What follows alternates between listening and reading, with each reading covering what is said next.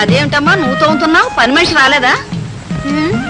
వాళ్ళ ఆయన నువ్వు ఉద్యోగం చేయడం ఏంటే మానే అన్నారంట, అందుకని మానేసి.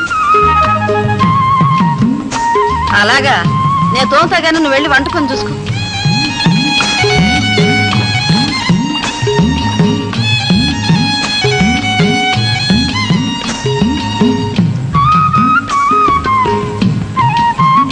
ముసల వయసులో కొడుకింటికాడ సుఖపడదామని వచ్చావు.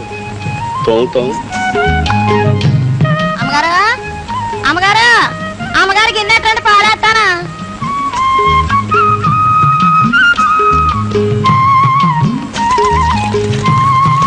ఇదిగో రేపటి నుంచి లీటర్ పాలు చాలు. అదేంటండి అమ్మగారు, అత్తగారు మా అమ్మగారు వచ్చారు, పాలు చాలమంటేనే కదండి అవతల వెంకట సుబ్బయ్య గారు పాలు మానేశాను. ఇలాగ అర్ధంతరంగా పాలు మానేస్తే అలాగంటే అమ్మగారి పాలు ఏం చేసుకోనండి.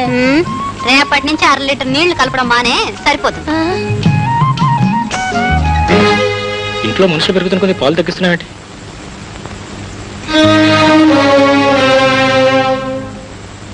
ఒక మనిషి సంపాదన మీద 10 మంది ఆధారపడి బతకాలిగా, మరి ఇలాంటి సర్దుబాట్లు తప్పవులేరా?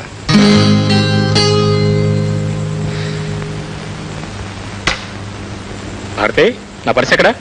అక్కడే ఎక్కడో ఉంటుంది చూసుకోండి, అవతల నాకు పని ఉంది.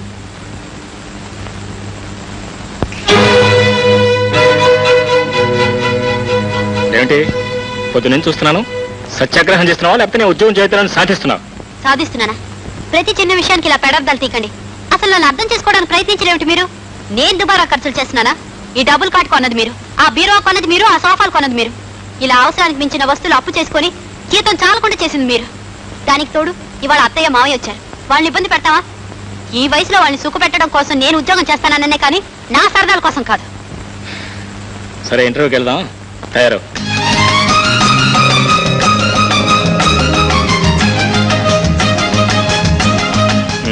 ఇదే రావణరావు కంపెనీ, వెళ్ళు. అదేంటి మీరారా? నేనా? నా ఆఫీస్కి వెళ్ళదు, ఏం పర్వాలేదు, వెళ్ళు.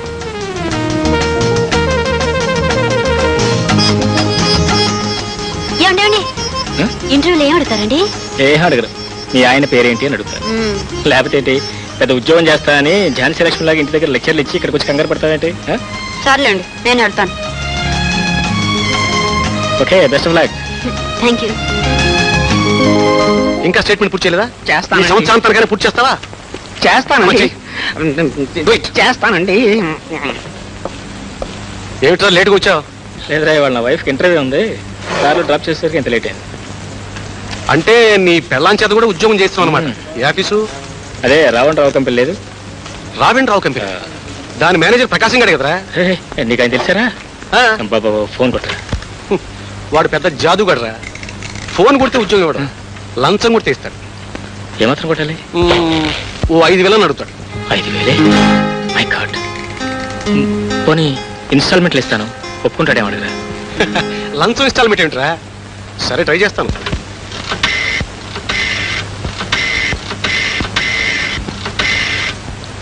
Hello, extension 10 please.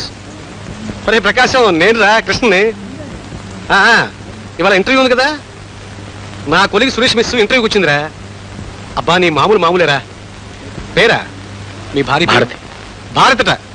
ఓకే, డబ్బు ఇన్స్టాల్మెంట్లు ఇస్తారు. అబ్బా నేను ఉన్నా కదరా, నీకు ఇబ్బంది రాదులే. Okay, thank you. చాలా థ్యాంక్స్ రా. ఒకటి థ్యాంక్స్ ఏనా? పార్టీ లేదా? పార్టీయా? అదేరా, టీ పార్టీ. ఓకే రా, ఓకే.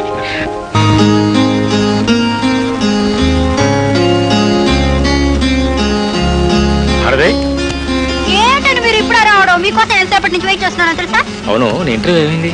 ఏమవుతుంది? సక్సెస్. మన జవాబులకు ఆ మేనేజర్ గారు బుర్ర గిర్రమని తిరిగిపోయింది. ఇటు ముందు ఇట్లండి. అంత చెప్తాను. 1 minute. May I come in sir?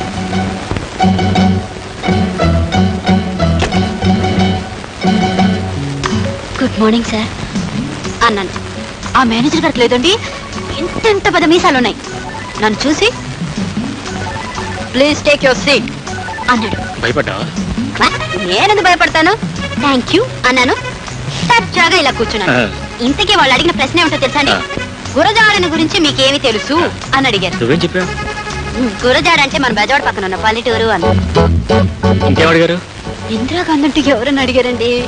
నువ్వేం చెప్పావు? వాళ్ళు ఏమనుకున్నారో నాకు తెలుసండి.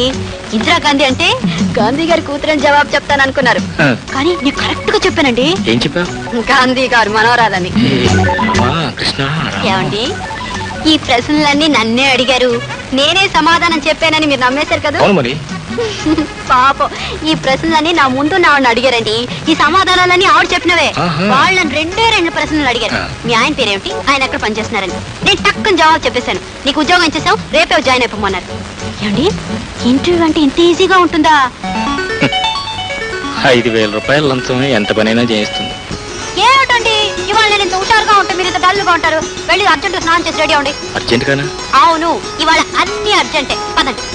ఏంటో అడావిడి.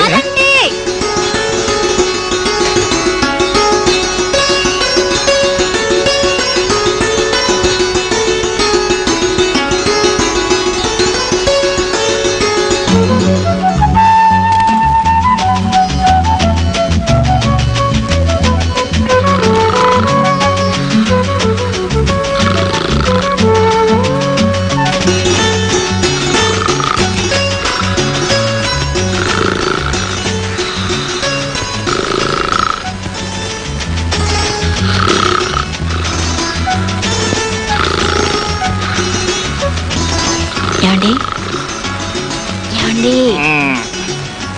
పాలు తోడేసాను. మంచిదేగా, పొద్దున్న పెరుగు చేసుకోవచ్చు, తర్వాత మజ్జిగ చేసుకోవచ్చు. అత్తయ్య వాళ్ళు నిద్రపోయారు. నువ్వు కూడా నిద్రపో. లేవండి, లేవండి, లేమంటుంటే.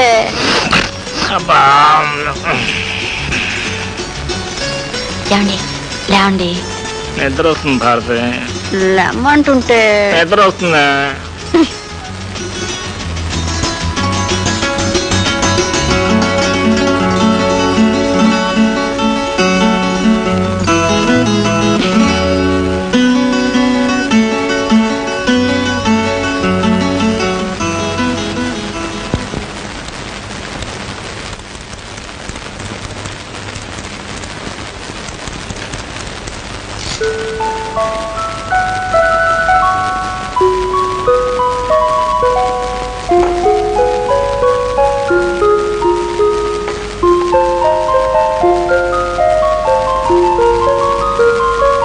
రజనీ, ప్రోగ్రెస్ రిపోర్ట్ ఎక్కడ? ప్రోగ్రెస్ రిపోర్టు డాడీకి చూపించేసాను వదిరా. నేను చూడాలి. ఎక్కడ?